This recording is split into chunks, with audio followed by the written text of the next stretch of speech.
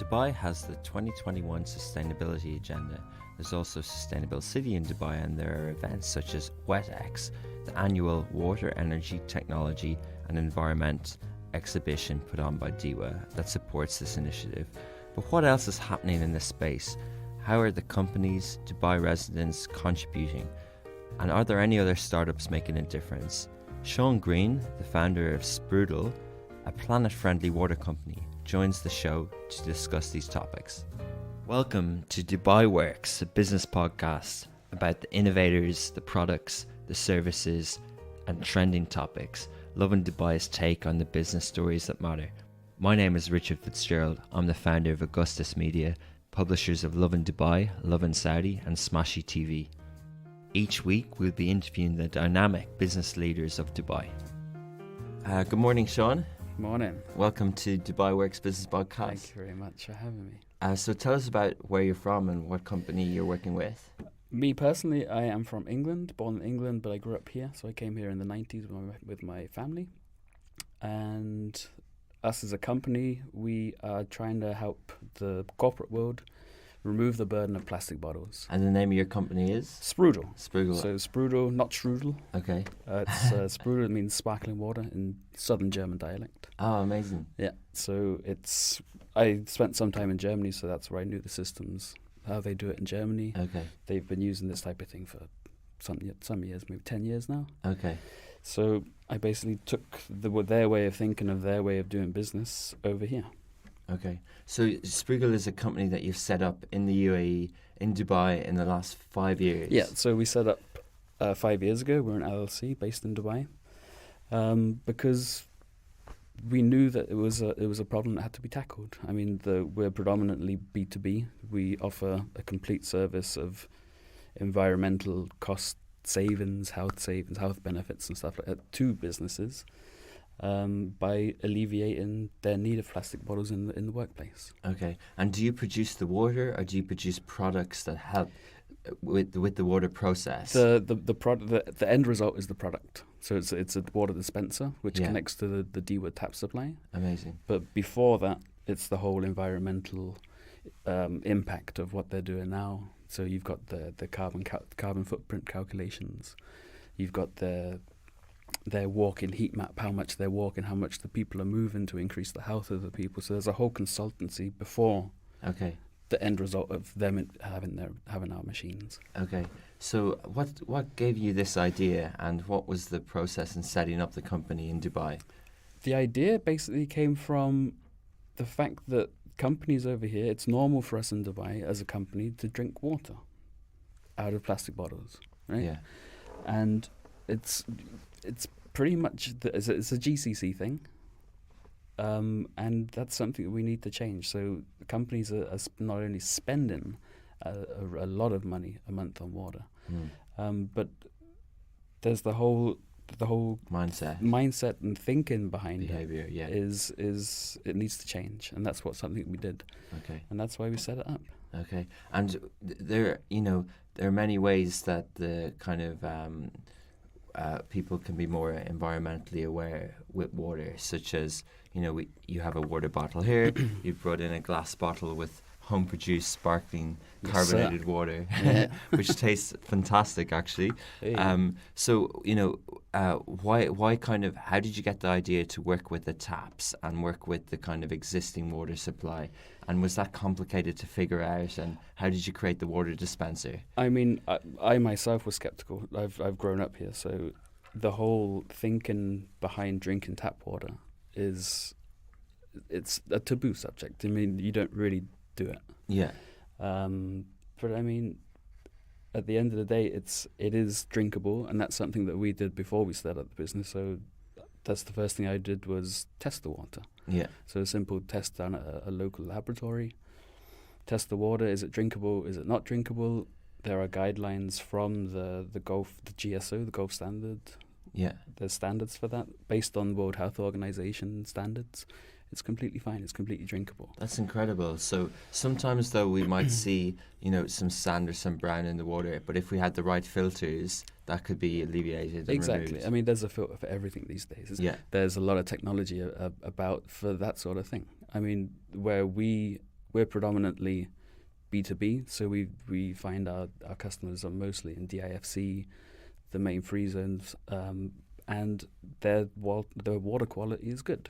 They don't have the brown water syndrome or the sand in the water, because they're in a building that has an active facilities management company behind it who are actively doing the due diligence. They're doing their 6-month service, they're doing their filters changes and everything like that, and it's fine. Okay. For the places that have sand in the water, it is possible for them to get rid of it. Okay. It is. So if we wanted to, our companies, if we wanted to provide water from the taps for employees, if we worked with SPRUDEL, we could have a filter and our staff could cleanly drink the water. Absolutely. I mean, we would come in. So traditionally, the way it goes is they would come to us. 5 years ago, we had to go to them, but now it's a lot easier. So now companies are actually coming to us and saying, okay, listen, we've got a problem, we want to alleviate it.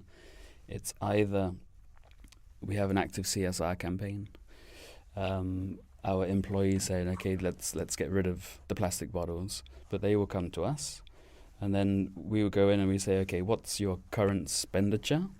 How many bottles do you use in a month? This sort of thing. Then we go away and we do the calculations, carbon footprint calculations. And then we come back and we present them. This is what you have now. This is what you can do. And then, 9 times out of 10, they'll go for it. Interesting. How have you found companies' corporate social responsibility, CSR strategies and approaches? Is it something that's changed in the last 5 years? Or what type of companies have kind of dedicated resources and what you just described was almost a work stream for a company. It required people weighing up costs. There's procurement involved. There's employee benefits. There's lots of things. Some companies might necessarily have the time or that to be part of their plan. Do you think that does everyone here have a CSR strategy? Absolutely. It's very industry specific. The biggest traction, it started out with the technology companies, so the internet cities who've got an active CSR campaign from their HQ, say in America. Yeah. They're the ones who really, they were the early adopters, say. But then it was the financial people, so DIFC, there's a lot of traction in DIFC. Yeah. And it is getting better. It is getting better. It's been a hard slog, but we've had in the past year, we've had multiple documentaries come out about the problem of plastic. Yeah. So from the BBC in the UK and a couple of others, and so the word is getting out, but it's okay talking, but we need the action, right? Yeah, interesting. I think like CSR in general is something that companies try and find the right outlets. So if they have the right providers and companies like yourself, it helps as well for that. In terms of kind of water consumption, it's basically the environment, and plastic consumption is a global habit. We've seen amazing kind of case studies in Dubai in the past year. Lovin Dubai worked with Adidas for a Run to the Beach event with the Parlay shoe. And there's lots of, we can see the reaction of readers online. Like, people are becoming more and more aware. People hate to see the damage that plastic does to the environment. Do you think those sort of things and other brands getting involved, is that changing the kind of consumer mindset? Are people kind of understanding now, hang on a second, I really don't need to be drinking out of plastic bottles? It is changing. The thinking behind the plastic bottles is it's better for you, and which it actually isn't. I mean, the water that we're drinking here now is from my house because it's quite early. So that was tapped an hour ago. Amazing. The one, not saying anything about plastic bottles, but you don't know when that water's gone into the bottle. The plastic shouldn't be kept in heat or in direct sunlight, which it is, unfortunately. And so there's the whole thinking behind it, the whole health issue behind that, which is also coming. I mean, the people are thinking about that now, which is good. We were working, I think I said off air at the beginning, we were working in Astrolabs when we started 3-4 years ago, and we worked with Global EVRT, electric vehicle company, and they were obviously looking at the environment from a automotive and e-mobility point of view. But they educated me personally and told me the difference of drinking. I used to drink my coffee from a mug and my water from a paper cup or from a plastic, and I never really understood it. Yes, I can see documentaries. Yeah, I see things like Leonardo DiCaprio's movies and things like that. But in a day-to-day, I don't know what to do. I don't know what to do on a daily basis, and I don't measure my carbon footprint, etc., etc. So, how can we help spread awareness on the little things? Like, what would it look like if we all had a SPRUDEL filter in our home? It would look a lot better, that's for sure. But I'm going to get some more of your sparkling water. Go for it. You can hear it. That's what do we call that? Intrinsic noise. Listen. I used to work on a brand called Badois from Evian. Yeah. And good water. Yeah, they their sparkling water slogan was "Born Natural," and it comes sparkling from the source in France, as opposed to their competitors like Saint-Pétrin, etc., etc. But I always thought it tasted a bit more natural. I mean, at the end of the day, it's water, and the World Health Organization have guidelines where you say, okay, between 0 and say 500, you can that window is water. It's drinkable water, whether it's sodium content, chloride, magnesium, TDS. That there's a window for that standard. It doesn't have to be only this standard. Water's there's a huge scale of water. Me personally, the only water I can taste the difference is Evian or Evian. That's the only one I can taste the difference on. And it tastes like water. And because it's got the sparkling in it, I mean, we also do still and sparkling. How did you get spark? This is from the top and it's sparkling. Yeah, well, this is from our dispenser. A dispenser. Okay. Yeah, so the dispenser is connected to the DEWA supply. Yeah. And it also has an external CO2 tank. Okay. So all the magic is done inside this little dispenser. Okay, amazing. Yeah. Okay, and you supply them in the company's offices as well? Exactly, yeah. So it's a lease-based system. We pitch it as subscription water. Okay. So they'll pay a monthly lease and a monthly subscription, and we would do everything. So we'll do the installation. We'll get our laboratory to come in. We don't test it ourselves, just for complete transparency. They come in, they test it, they say whether it's good or not. They give you a certificate, and then that's it. So they pay their monthly subscription. We'll test the water. We'll do the filter change. We'll do any maintenance. We'll do everything. And where's the company set up, and what can help you scale? Like, are you looking for investment, and what can help SPRUDEL get to the next level? Investment, probably not. I mean, it would be nice to flood the market, but I want to keep the quality. As a company, we need to keep the quality as it is now. I mean, we get a lot of companies coming to us because they've heard of the quality, because of the relationship. I mean, we don't have customers. It's a family. So all of our customers, we don't call them customers. It's part of the family, the SPRUDEL family. So they come on board. We do everything. We massage them into doing it because that's what you need over here. I mean, it's easier these days. 5 years ago, if you went to a company and say, hey, drink tap water, no chance. Because the education wasn't there, and that's really, like I said before, the end goal is for them to have our machines, but the whole process behind it. I mean, it's taken us one of our customers has taken 16 months because it's the whole mindset change. So you've got the people in charge mindset, and you have to come and you say, okay, this is the water we produce, or our dispensers produce. Okay, not bad. And then you go back like 2 months later and you go, okay, what about this? And they're this. And it's sort of a process. Yeah, it's a process. And that's the whole thing behind it. We're not pushing a product. Yeah. If you go for somebody else's product, fair enough. As long as you get off plastic, that's the big goal. Yeah. I mean, it's one company can't do that. Okay. So I think I read on your notes somewhere that compared with how we drive and the other way that we add up to our carbon footprint, what is drinking out of plastic? How much negative impact are we having in this choice? So the biggest statistic, what I find is that the drinking out of the 1 litre plastic bottle is pretty much the same as driving 1 kilometre in a car. The carbon footprint behind that. So for every, say if you got a litre plastic bottle of water, it takes 3 litres, maybe a bit more, to produce that bottle. Okay. Plus the 1 litre inside. Yeah. You've got a 1/4 litre of oil to produce that bottle. Okay. So the footprint, I mean, that's something you don't think about. And the biggest thing that we find in the corporate world, being a corporate entity, go in B2B, is meeting rooms.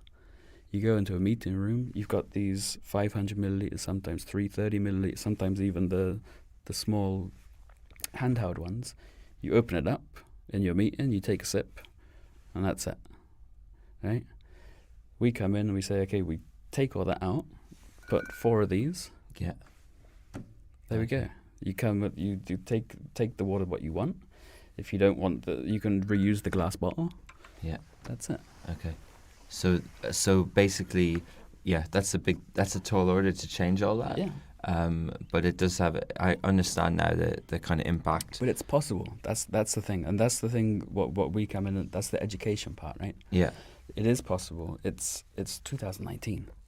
There's no excuses anymore. Yeah. And the problem is here, and it's not going to go away if companies provide plastic bottles to the meeting rooms. Meeting rooms is the biggest one for us. And we mentioned previously, water is part of energy and sustainability.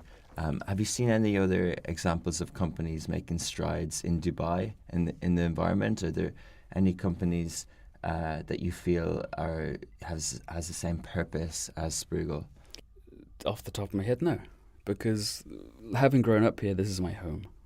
And if you've grown up somewhere and you see that there's a problem and it is your home, I think you don't think of it, you don't see it in a business person's eyes. You see it because this is my home, I'm going to stay here for the foreseeable future. I want to make a change. I'm not here to make a quick buck.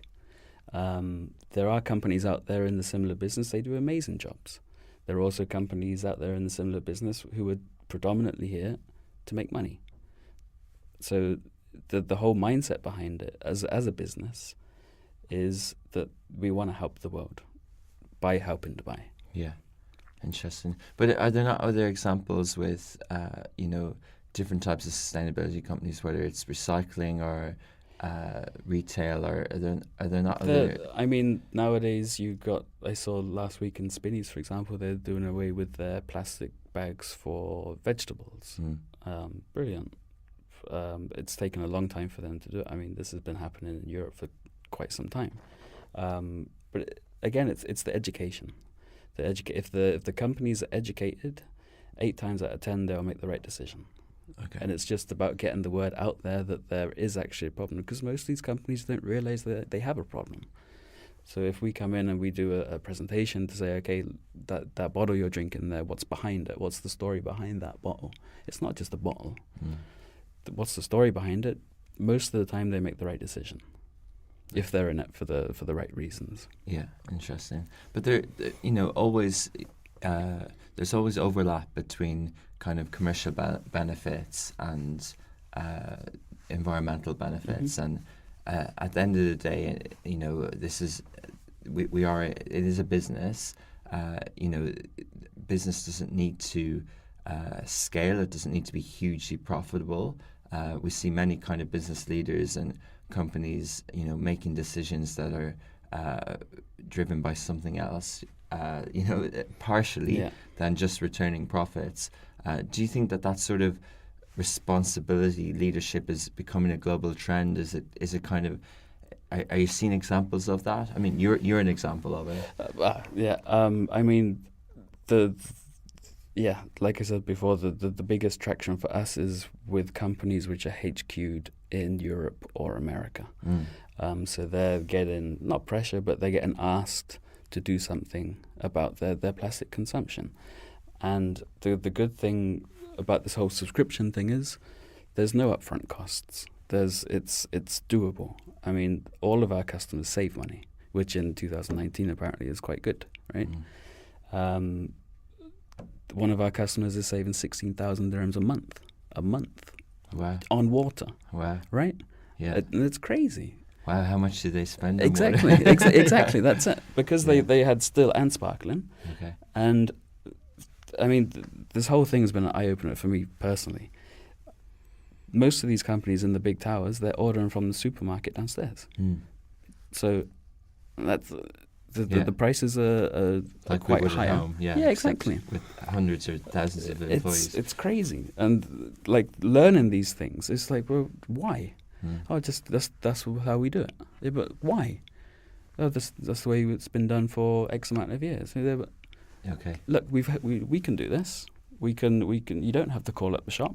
You don't need storage space, which is, I think you're in JLT, which is quite sometimes important in JLT. The amount of storage space you have for plastic bottles in your office is crazy. Come in, we put our dispenser. You don't need that.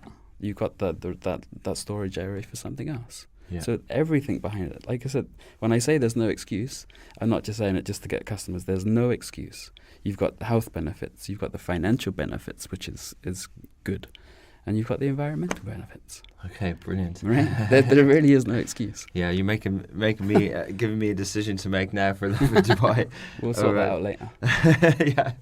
All right. Cool. So, what are your plans? Like, what's next for SPRUDEL? Like, how are you kind of taking the company forward this year? This year is going to be out there on social media. I mean, up until now, we've been flying under the radar because we wanted to get the systems and the product placement. We wanted to get that right. So now we've got the foundation to build on top of that. Doing things like your podcast, doing things like social media. I mean, it's getting there at SPRUDEL UAE for anyone who's interested. It's all about building the awareness, not only of customers or companies, but also the employees, with the thought that if you educate the employees, it will go up the pyramid to the top of the pyramid and say, okay, have you ever thought about getting rid of your plastic bottles in your meeting rooms for something else? So that's the big plan. And yeah, expansion is easy to say. Okay. But get the word out, educate people, educate corporates, I'm going to leave this podcast educating you, and that's good for me. Yeah. It's all about the education. Okay, interesting. There are lots of kind of sustainability events. There was something in Abu Dhabi last week and things like that.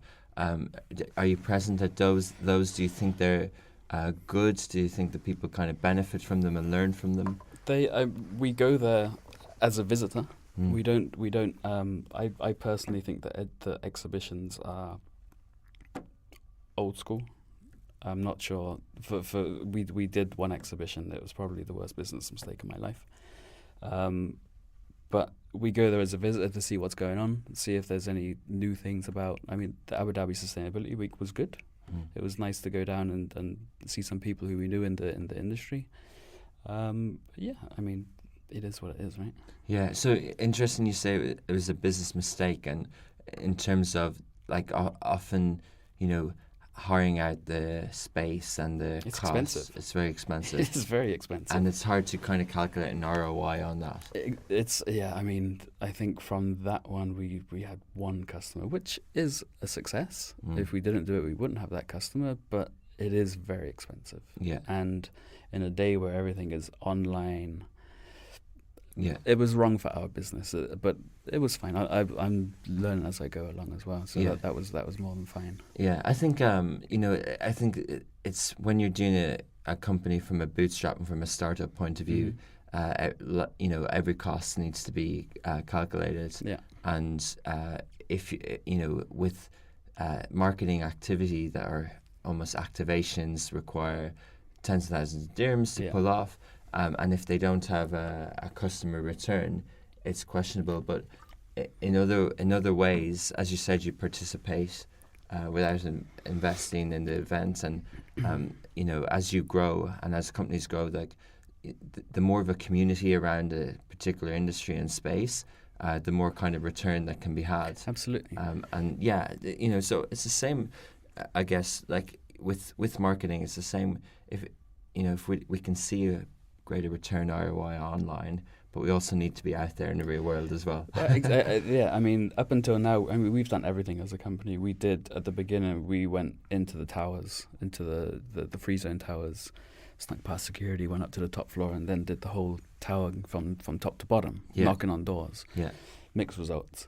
We did the cold calling, we did everything. Yeah. I mean, it has worked. Yeah. I mean, don't get me wrong, we are successful, but it could be better. But now, like you said, the community thing, and that's where the social media comes in. We've been actively on social media from the 1st of January this year. We've had it before, but it wasn't a priority. Yeah. Now it's a priority, and we're posting actively. We're talking. We're discussing these issues with it, and it's really good. It's interesting to get other people's perspectives as well. Yeah. Community, like you said. Yeah. Brilliant. Well, great to have you on, and I think it'll be interesting to see how this story progresses. I'll be back. Definitely, and do keep us in touch. Keep us posted on any community activity. We're always interested to hear how companies are progressing, especially in the sustainability space. What does your office have? Plastic bottles? Yeah. There we go. I'll be around. Great. Thanks a lot, Shawn. All right, mate. Thanks a lot. Great to speak to you. Thank you. Cheers. Cool.